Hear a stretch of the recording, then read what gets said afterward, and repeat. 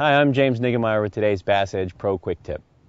You know, finesse fishing and drop shotting's really caught on lately, and one of the things I think people overlook is fishing the drop shot shallow. Everyone wants to fish it deep, but fishing it on the bank, just casting it around like you would a spinnerbait, but fishing it real slow, has really increased the number of fish I've put in my boat, and some really big ones too, especially around the spawn when the water's just warming up and the fish don't want to get out there and chase something.